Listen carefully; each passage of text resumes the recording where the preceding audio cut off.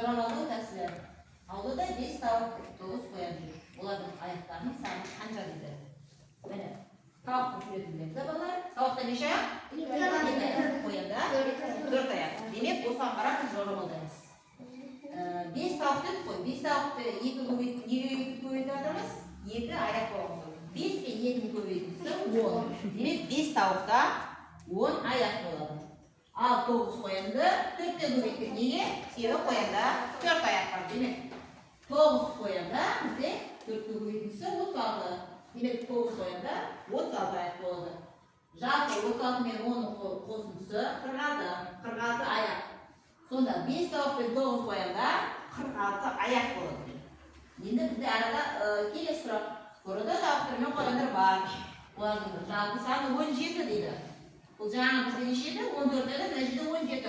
Аяқтарының саны 46 болса, қорада неше тауық және неше қоян бар дейді.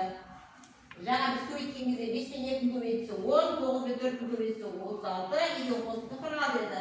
Егерде біз 10-ды тауық, 10 тауық десе 2-ні көбейтсе 20, 7-ні қоян десе 7 мен 4-ні көбейтсе 28, жалпы қосындысы 48 болады. 48 аяқ дейді. Енді осыны біз дұрыс шешпей шешпедік, тексеру тәсілімен бір көріп жіберейік.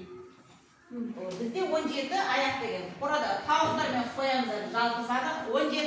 Бірақ нақты қайсысы қоян, қайсысы тауық білмегеннен кейін біз 17-ның барлығын тауық есептейтін болсақ, 17-ні 2 көбейтілсе демек, 17-ні 2-ге не үшін көбейтіп жатырмыз? Екеуі біз тауық деп есептейміз. Демек 34 аяқ болады. 17 тауықта 34 аяқ болады. Ал бізге барлығы неше еді? Жалпы аяқтар саны 46 еді. 46-тан 34-тің азайтындысы нешеге келген? 17. Ал жаңағы 4-тен 2-ні 4 аяқ қой. Бұл 4 аяқты не еді? Қояндар, 2 аяқты тауықтар. Демек, 2 аяқ қоянның аяғы есептеледі. Демек, бұны екеуін алып тастаймыз. Бағана шыққан 46-34-тің айырмасы 12. Соны 2-ге бөлетін болсақ, 6 қоян болады. Ал жалпы 17 еді ғой бізде.